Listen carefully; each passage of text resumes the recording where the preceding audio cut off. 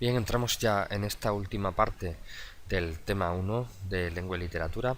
En este caso vamos a abordar los contenidos correspondientes a la literatura del siglo XIX, donde vamos a hablar sobre todo del romanticismo y del realismo. Antes de empezar, vamos a hacer una aproximación al contexto histórico, como siempre, que es lo que sucede en España y en el mundo en ese momento, pero sobre todo tiene que quedar claro las fechas en las que nos estamos moviendo. El siglo XIX abarca los años que van desde 1800 a 1899. Por tanto, cuando hablamos de años, al hablar de siglos, sumamos siempre una cifra a los dos primeros números. Por tanto, en 1800 a 1899 estamos hablando del siglo XIX. Vamos a empezar a hablar del contexto histórico y tenemos que señalar que vamos a dividir el siglo XIX en dos periodos literarios, en dos corrientes totalmente diferentes cada una. No es una división exacta, porque cuando hablamos de literatura no podemos determinar un año en concreto en el que acaba una cosa y empiece a otra, pero para situarnos más o menos vamos a seguir este mismo esquema. La primera mitad del siglo XIX, es decir, 1800 a 1850, totalmente relativo las fechas, pero para guiarnos, hablaremos de que en ese momento se desarrolla el romanticismo. Ya veremos de qué va, hablaremos de los autores y veremos tipos de obras que se hacían en ese momento. Y la segunda mitad del siglo XIX abarcaría el realismo, otro tipo de literatura. Bien, entonces vamos a mencionar algunas características generales en cuanto a lo que sucedía en el siglo XIX en España y en el mundo.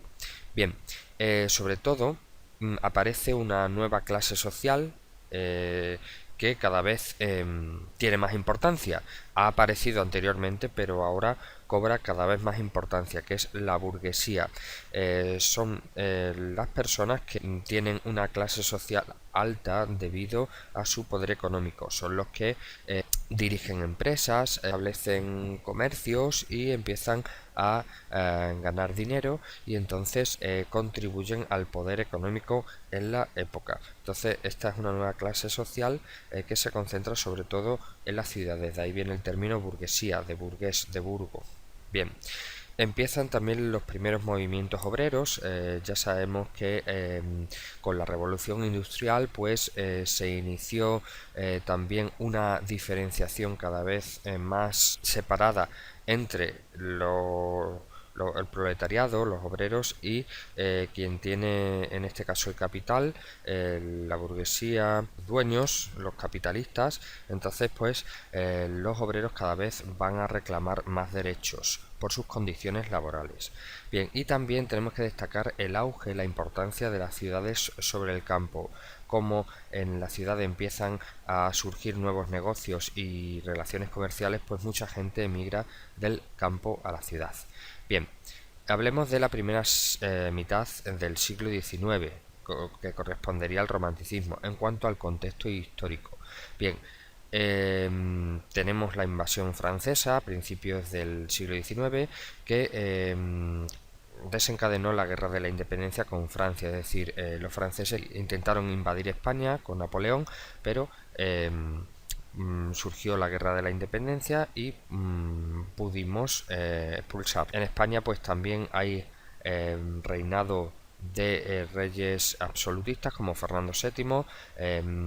Un rey absolutista pues ya sabemos que parece un enviado de Dios, tiene un poder absoluto sobre el pueblo y evidentemente pues no existe la democracia. También se dan las guerras carlistas entre liberales, lucha entre liberales y absolutistas, partidarios de una tendencia, de otra. Reinado de Isabel II, donde se empieza a construir el Estado liberal.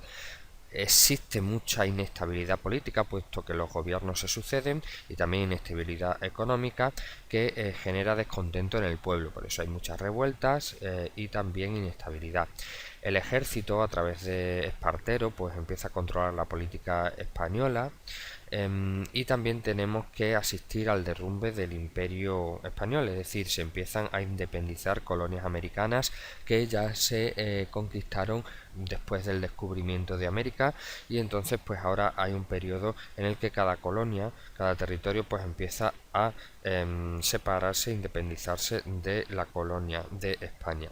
Bien, en la segunda mitad del siglo XIX, cuando hablemos del realismo, ¿qué es lo que pasa? Bueno, pues la burguesía, que tiene el control económico, los grandes empresarios y el ejército empiezan a dominar el país. El proletariado, es decir, los obreros, también intentan defender sus derechos. Por eso hay huelgas, atentados, todo forma parte del movimiento obrero. Hay una crisis económica, como hemos dicho, también inestabilidad política mediante golpes de Estado. Aparecen nuevas corrientes filosóficas como es el humanitarismo, el krausismo, que defienden libertades y derechos del hombre. La revolución de 1868, llamada la Gloriosa, que supuso el exilio, es decir, la huida al extranjero de Isabel II. Hubo un primer intento democrático en España, que fue la Primera República, y luego la Restauración Borbónica, es decir, los Borbones, los reyes Borbones, pues empezaron a construir lo que se llamó la Restauración, en el que había turnismo, es decir, partidos políticos que se turnaban en el poder, pero también el caciquismo. Los caciques eran los que controlaban al pueblo y decidían lo que cada uno tenía que hacer. Eso, de ahí viene la palabra cacique. También hubo cierta estabilidad política marcada por estos acontecimientos. Bien, vamos a entrar en lo que nos interesa ya, que son los datos más literarios. Entonces vamos a empezar por el romanticismo. A ver, ¿qué es el romanticismo? A ver, romanticismo tiene que ver con romántico, con amor, pero normalmente desde una visión negativa. Es decir, el romántico es una persona que vive en una crisis de identidad, que vive pensando en la muerte, que vive pensando en lo negativo, en el amor incondicional, e independientemente de si esa persona me quiere o no me quiere.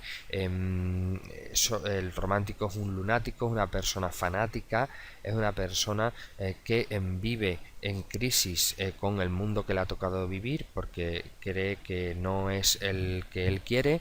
Entonces esos sentimientos de desarraigo, esos sentimientos locura, llevan a muchos románticos a suicidarse como escape del mundo en el que viven y que el mundo no los comprende, como les pasó a Mariano José de Larra, que fue un autor romántico español que se suicidó, y también otros románticos europeos. Bien, entonces el romántico no está de acuerdo con la sociedad en la que vive y por ello se evade de la realidad, se evade mediante la escritura, también mediante el consumo de drogas. En aquella época pues estaba muy de moda consumir opio, que era una droga de moda. Entonces los románticos se refugiaban también en la droga como fuente de inspiración, y de hecho muchos poetas románticos consiguieron escribir los mejores poemas bajo efectos de la droga.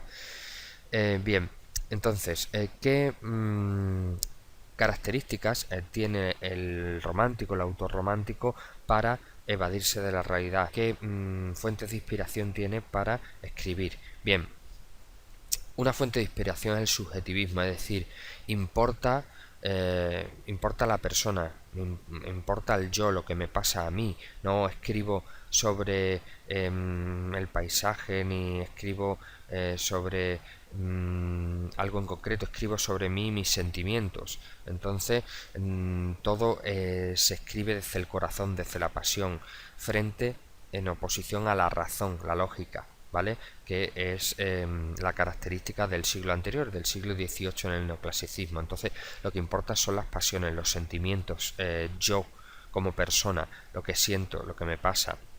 Bien, el idealismo también es una fuente de inspiración para el romántico. El mundo de las ideas, la imaginación, todo lo que no existe, lo espiritual, lo que yo no puedo tocar, lo que no es físico, lo que está dentro de mí, lo que yo pienso, todo eso es el idealismo, que también es una fuente de inspiración para el romántico.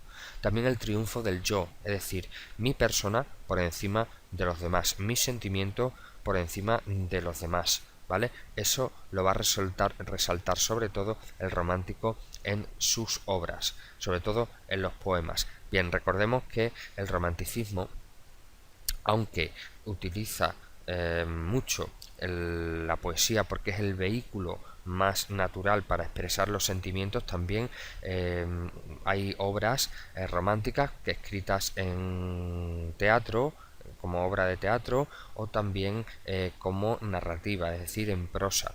Pero el género literario más utilizado en el romanticismo fue la poesía. Bien, entonces seguimos. Más fuentes de inspiración para el romántico, pues triunfan las pasiones por encima de la razón, es una característica fundamental. Y también, como el romántico quiere romper con todo, porque no está de acuerdo con la sociedad en la que vive, por eso cuando crea sus obras, cuando escribe sobre todo poemas, no sigue ninguna norma, no respeta reglas. Por eso las poesías pues no tienen rima, no siguen un esquema fijo, sino el esquema que el poeta quiera. No hay una obediencia a unas normas de un tipo de rima, de un tipo de estrofa, sino consiste en romper moldes, en romper con las reglas establecidas. Bien, hay que decir que el romanticismo en España empezó de forma tardía en el siglo XIX, puesto que venía de Alemania, de una corriente alemana, y fue triunfando en distintos países como en España. Bien, entonces se considera que el romanticismo triunfó en España a través de una obra de teatro que se titulaba Don Álvaro o la fuerza del Sino, que se estrenó en 1835, escrita por el duque de Rivas, que fue un famoso romántico de Córdoba, que fue a vivir a Madrid, donde allí participó en movimientos políticos y también fue literato. Bien, como ejemplo de lo que estamos diciendo, que el romanticismo no solo fue en el género lírico, sino también en el teatro y la prosa, pero sobre todo en poesía. Bien, ¿cuáles son los temas? Es decir, ¿de qué van a hablar las obras, los poemas que tenemos en el romanticismo? Pues sobre todo de la libertad. La libertad, es decir, el deseo de sentirse libre, de salir de las normas, de estas barreras que me impone la sociedad. Bien, por eso aparecen héroes, piratas, mendigos, que son las personas que los románticos consideran héroes porque son libres. De ahí tenemos un claro ejemplo en la canción del pirata, que seguramente hemos escuchado y que después leeremos, que la escribió Espronceda, un romántico nacido en Almendralejo. ¿Por qué coge un pirata como protagonista? Porque el pirata no tiene dueño, no tiene amo, su única obsesión es estar en el mar y es libre, por eso es el protagonista. Por eso la libertad es el tema principal de ese poema. Bien, el amor sobre todo, pero es el amor siempre desde una visión muy negativa, el amor incomprendido, el amor después de la muerte, el amor a toda costa, el amor platónico, es decir, incomprendido, aunque esa persona me quiera, yo la querré siempre. Bien, esa es la visión del romántico, siempre la visión negativa y fatal. Por eso el romántico idealiza y diviniza el sentimiento, es decir, el amor a través de la mujer. Y normalmente, como digo, el destino de los enamorados suele ser trágico. Uno muere, otro se suicida, etc. La evasión de la realidad. Huir de esta realidad que le aprisiona, que lo mantiene fuera de lo que él cree. Por eso el romántico es un incomprendido, y evadirse de la realidad es lo que le produce satisfacción. Bien, los sentimientos, ya hemos hablado de él, la melancolía, la nostalgia, la tristeza, la soledad, todos esos son sentimientos muy románticos, también negativos, porque el romántico no está contento con la sociedad en la que vive. Los paisajes y los ambientes siempre son tenebrosos, por eso lo que entendemos nosotros por gótico, la novela gótica, el paisaje gótico, como el de las películas de terror, es siempre basado en el romanticismo. En el romanticismo empezó también a escribirse la novela gótica, empezó a recrearse este tipo de ambientes, entonces todo lo que conocemos como en películas de terror pues viene de este momento. Entonces todos los paisajes tétricos como los cementerios, las ruinas, los ambientes nocturnos, el trueno, el rayo, la atracción por lo sobrenatural viene del romanticismo. Los paisajes escondidos, salvajes, agrestes en el campo, todo eso viene del romanticismo. Y también el romántico se fijó en las tradiciones populares, es decir, el folclore, las costumbres, las tradiciones y el nacionalismo, la defensa de tu país, son también parte del romanticismo, son ideas románticas. Bien, entonces por un lado hemos hablado de las fuentes de inspiración, por otro lado de los temas.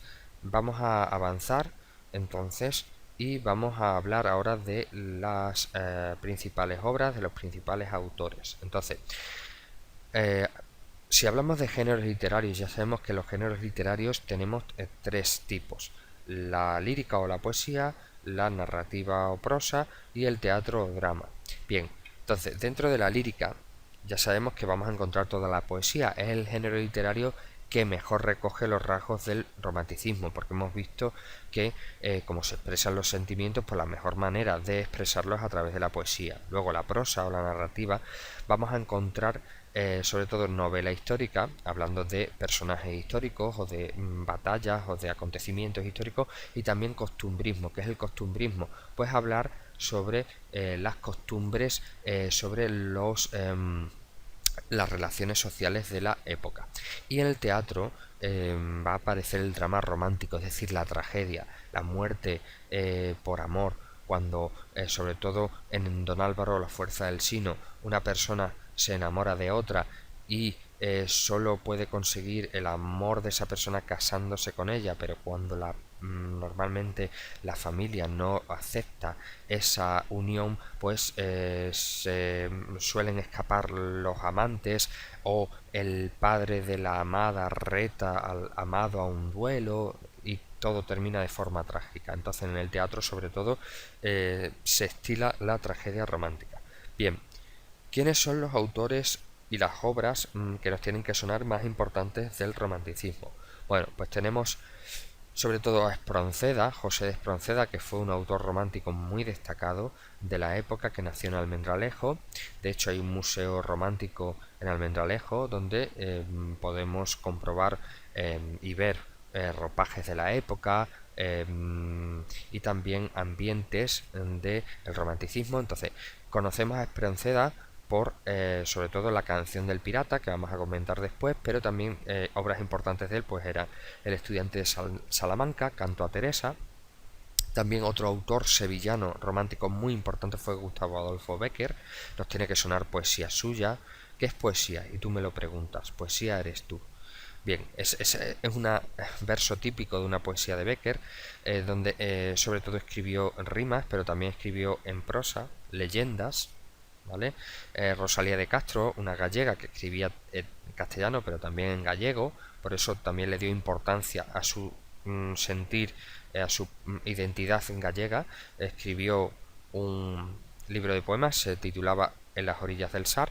O Mariano José de Larra, que fue un autor romántico que se suicidó, escribió sobre todo fue periodista, escribió sobre todo en el periódico artículos de costumbres donde criticaba a la sociedad de la época y distintas costumbres. Bien, entonces vamos a pasar ahora a comentar algunos poemas para que veamos características del romanticismo, como por ejemplo en la página 25 del temario, donde vamos a encontrar un poema de Bécquer. Bien, tenemos este poema dentro de rimas. Vamos a leerlo.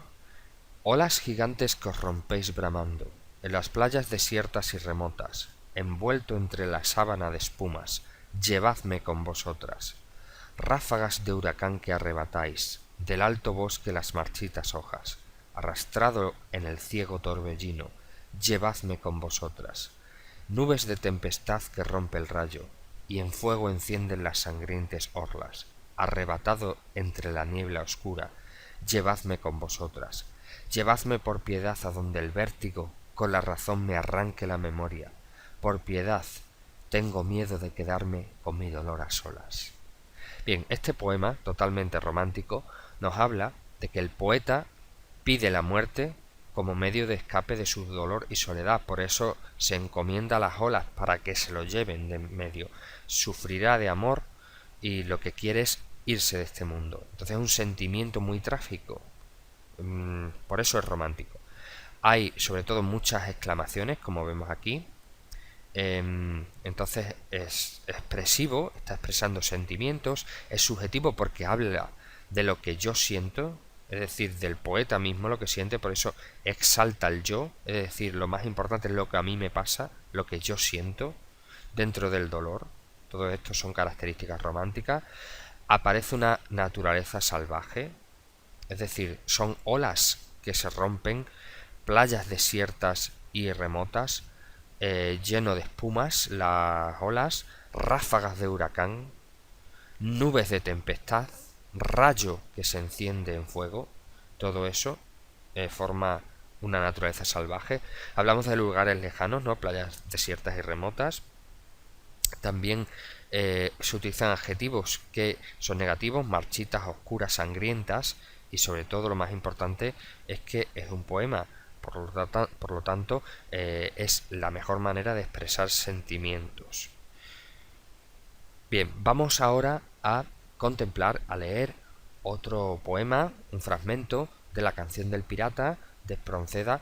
De él hemos hablado antes y vamos a fijarnos en algunas características. Seguro que nos suena el estribillo. Vamos a empezar a leer. Con 10 cañones por banda, viento en popa a toda vela, no corta el mar sino vuela un velero bergantín. Bajé el pirata que llaman, por su bravura el temido, en todo el mar conocido, del uno al otro confín. La luna en el mar riela, en la lona gime el viento, y alza en blando movimiento olas de plata y azul, y ve el capitán pirata, cantando alegre en la popa, hacia un lado al otro Europa, y allá su frente Estambul. Navega velero mío, sin temor, que ni enemigo navío, ni tormenta, ni bonanza, tu rumbo a torcer alcanza, ni a sujetar tu valor. 20 presas hemos hecho, a despecho del inglés, y han rendido sus pendones 100 naciones a mis pies, que es mi barco mi tesoro, que es mi Dios la libertad, mi ley la fuerza y el viento, mi única patria la mar. Allá muevan feroz guerra, ciegos reyes por un palmo más de tierra, que yo tengo aquí por mío, cuanto abarca el mar bravío, a quien nadie impuso leyes. Y no hay playa, sea cualquiera, ni bandera de esplendor, que no sienta mi derecho y dé pecho a mi valor, que es mi barco mi tesoro, que es mi Dios la libertad, mi ley la fuerza y el viento, mi única patria la mar. Bien, hemos leído un fragmento donde hemos visto el estribillo, hace referencia a que la única ley que tiene el pirata es su única patria, el viento, el mar. Entonces es un canto a la libertad, no hay reglas, todo se basa en un espacio remoto como son las tierras lejanas, habla de Asia, de Estambul, de Europa, es decir, no hay límites, no existen banderas, las características del romanticismo están ahí, el tema es la libertad, los sentimientos del pirata, el protagonista es el pirata, que es el ejemplo de una persona marginal porque está al margen de la sociedad, que habla en primera persona y tiene importancia, canta la libertad, también todo lo que siente sobre su velero, su barco, lo transmite. Entonces otro ejemplo de poema típicamente romántico.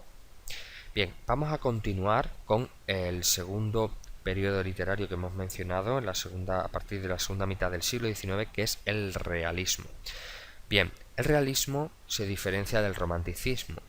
Si en el romanticismo hemos hablado de pasiones, de sentimientos, de subjetivismo, en el realismo vamos a hablar de características opuestas. Es decir, realismo, la palabra realismo viene de realidad, no de algo que yo sienta, sino de algo que sucede en la realidad. Es decir, va a ser objetivo, va a transmitir la realidad tal y como es, pero a veces una realidad negativa, puesto que lo que sucede en ese momento en España es crisis, es decadencia, es degradación, es miseria, pues todo eso lo va a trasladar el autor realista, sobre todo a través de la novela. Si hemos dicho que en el romanticismo triunfa sobre todo la lírica, con la poesía, pues en el realismo vamos a hablar del triunfo de la novela, que va a ser el vehículo, va a ser el género literario que más se utilice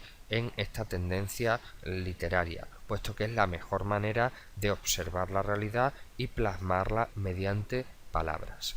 Bien, el escritor realista tampoco es feliz en el mundo, no le gusta el mundo que ve, pero lo retrata, lo describe con fidelidad, es decir, de forma objetiva, tal y como es, realizando en muchas ocasiones una crítica mordaz, es decir, una crítica ácida, una crítica que molesta de la realidad, con la intención de cambiar esa realidad. Por eso el autorrealista tampoco es feliz en el mundo.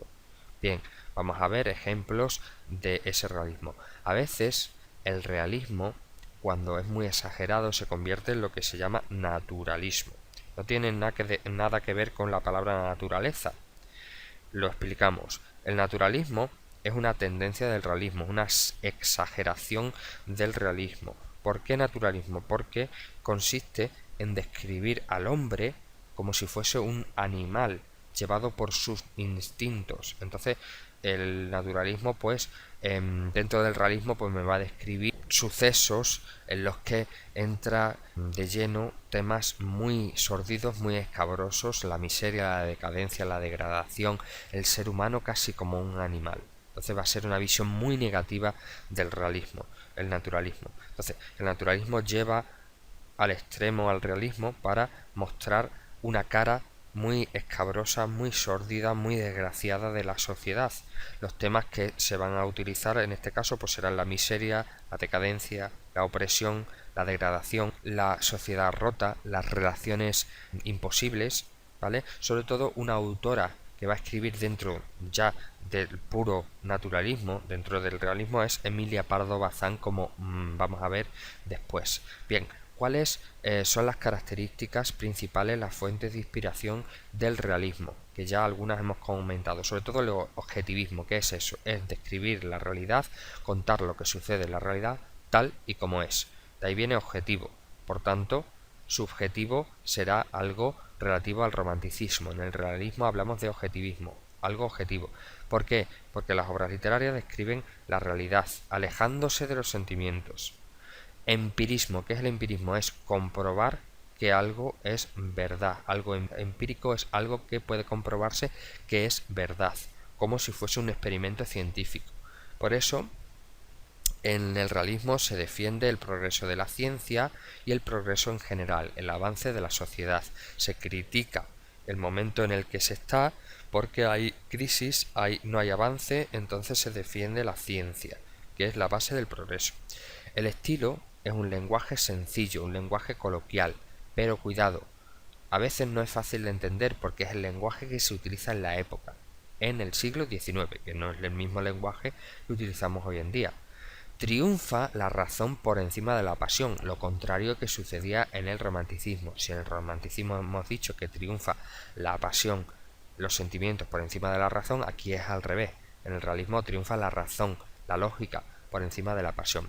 ¿Cuáles son los temas, cuáles son los contenidos que se van a tratar en la novela realista? Sobre todo, las críticas a la sociedad de la época, a los defectos de la sociedad. Por ejemplo, la lujuria, el adulterio, las relaciones imposibles, todo eso son críticas a la sociedad de la época. Era una sociedad hipócrita. Yo digo esto pero luego hago lo otro. Yo soy religioso pero luego me salto los dogmas de la iglesia, como pasa con La Regenta. La Regenta, que es una novela de la época escrita por Clarín, ambientada en la ciudad de Oviedo, pero que que aparece con el nombre de Vetusta, que es el seudónimo que se utiliza para hablar de la ciudad de Oviedo. Habla de las relaciones adúlteras entre un cura y una mujer casada. Entonces, imaginaos el escándalo que supuso para la época, pero lo que hacía es criticar esos vicios de la sociedad de la época. Bien, también nos hablan las novelas realistas de los conflictos familiares, los que surgen en la familia. Por ejemplo, la negación de que un padre, de que su hija se casase con otra persona que no fuese de la categoría social de la familia, crisis matrimoniales, la infidelidad, También se critica el mundo del trabajo, relaciones entre los obreros y sus patronos, los personajes marginales como las prostitutas, los mendigos, las personas que viven al margen de la sociedad.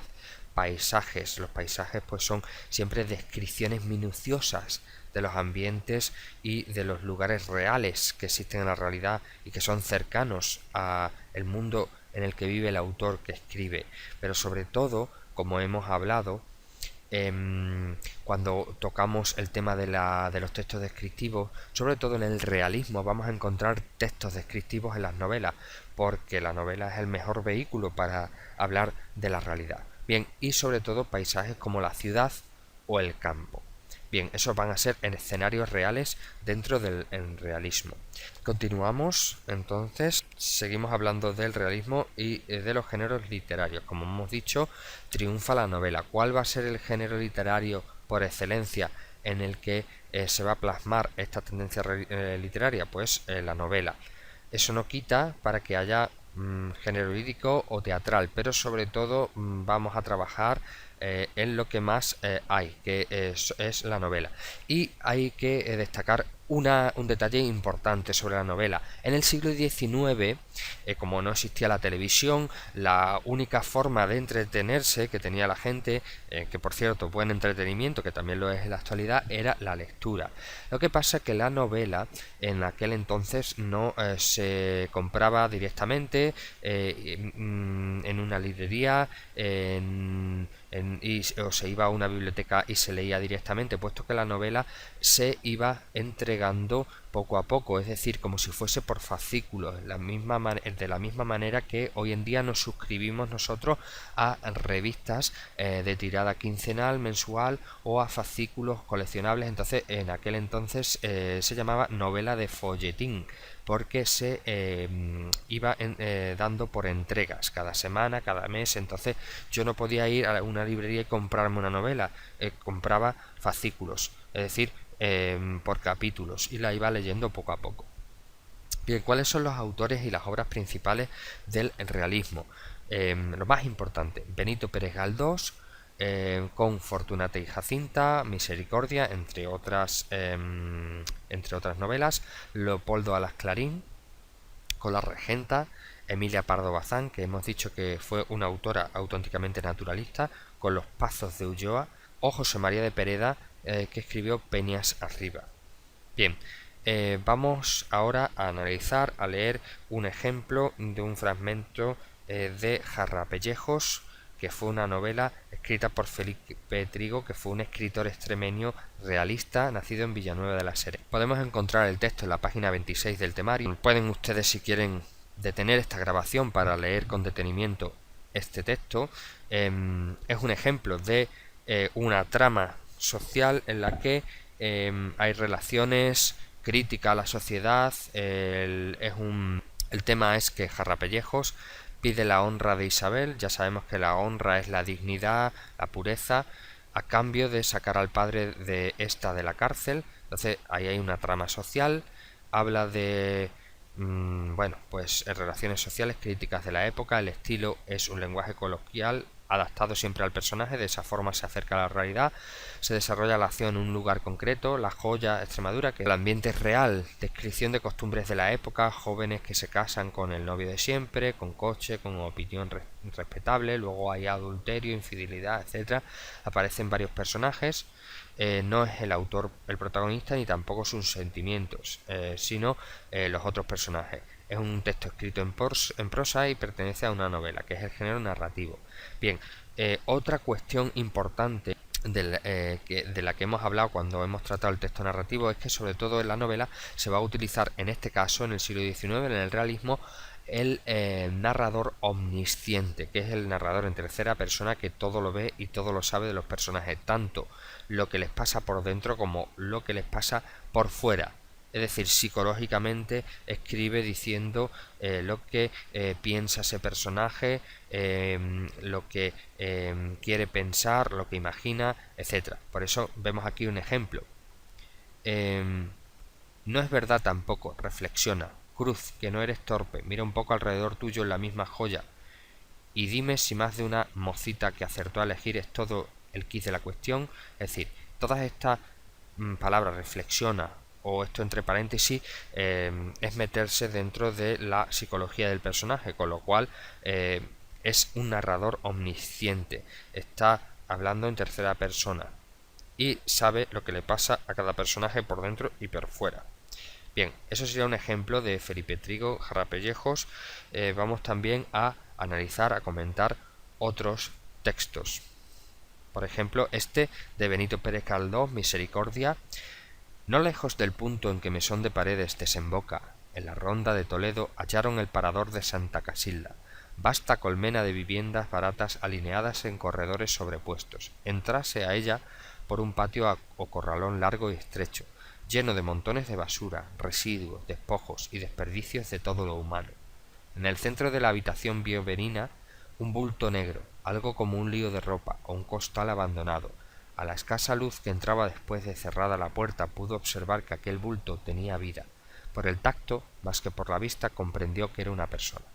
Es un ejemplo, claramente, de un texto típico del realismo, pero más bien naturalista, porque habla de unas situaciones, un contexto, un lugar donde hay miseria, donde hay desperdicios, despojos, residuos, basura, y que allí en un lío de ropa hay una persona. O sea, que estamos hablando ya de la degradación, del punto más negativo del realismo. Sería una visión naturalista, pero está dentro del realismo por todas las características que hemos mencionado. O este mismo texto, este otro texto sacado de la misma novela, que está en el temario también, página 18, del que hemos utilizado algunas palabras para la composición y estructura de palabras. Sus ojuelos sagaces, lagrimosos, gatunos, irradiaban la desconfianza y la malicia. Su nariz estaba reducida a una bolita roja que bajaba y subía al mover de labios y lengua en su charla vertiginosa. Bien, ese texto lo hemos utilizado como ejemplo de texto descriptivo. Entonces también la descripción es sobre todo realista, aunque se exagere.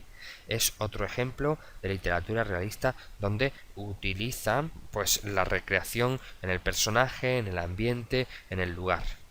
Bien, vamos a avanzar ahora y vamos a terminar con algunos autores extremeños del siglo XIX. Algunos, pues bueno, es difícil ascribirlos al realismo o al romanticismo, puesto que tocaron pues fueron un poquito más difíciles de encasillar, como fue Gabriel y Galán, que fue un poeta muy importante en Extremadura, en el norte de Cáceres, concretamente el hijo de Granadilla, donde pasó su vida, y escribió sobre todo lo que llamaríamos castúo, en la forma de hablar de los extremeños en la época. Entonces, todos los poemas que compone están escritos en ese dialecto, como por ejemplo Mi vaquerillo o El embargo, uno de sus poemas más conocidos, que vamos a reproducir a continuación.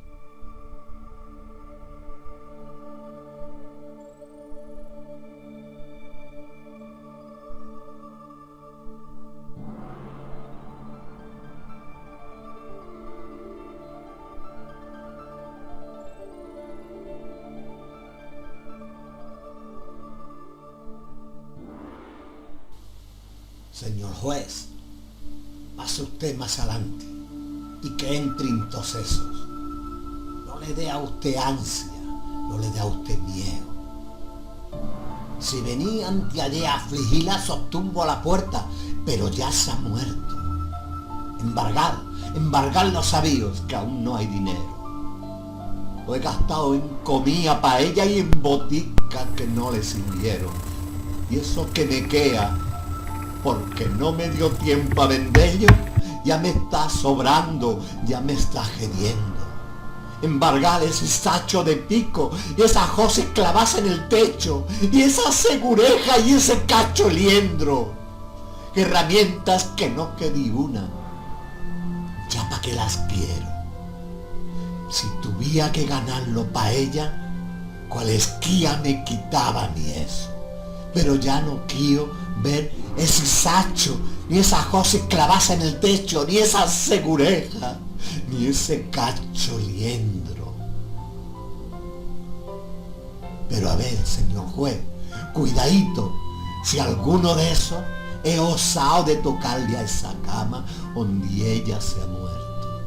La camita donde yo la he querido, cuando ambos estábamos buenos, la camita donde yo la he cuidado, la camita donde estuvo su cuerpo 4 meses vivo y una noche muerto. Señor juez, que ninguno se ha osado de tocarle a esa cama ni un pelo, porque aquí lo jinco delante usted mismo. Lleváisoslo todo menos eso, que esas mantas tienen sol de su cuerpo y me huelen a ella cada vez que huelo. Bien, nos hemos dado cuenta de que el embargo, aunque es un tema que está de actualidad, pues el poeta en aquella época también lo reproduce de una forma negativa, puesto que un embargo no es algo deseable. Hoy en día pues hablamos también desgraciadamente de desahucios, entonces es un tema que está de actualidad, desgraciadamente. José María Gabriel y Galán sería este hombre. Carolina Coronado, también una de las poetisas más importantes del romanticismo, que nació en Almendralejo, por eso hay un teatro que lleva su nombre, el Teatro Carolina Coronado, dedicado a ella.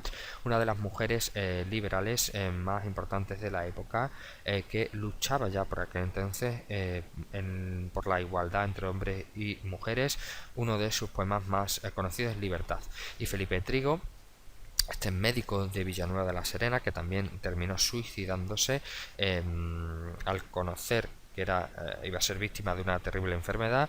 Escribió Jarrapellejos, que fue una película también llevada, o sea, una novela llevada al cine, que por cierto se rodó en Zafra, Jarrapellejos. El médico rural fue también otra novela de este autor.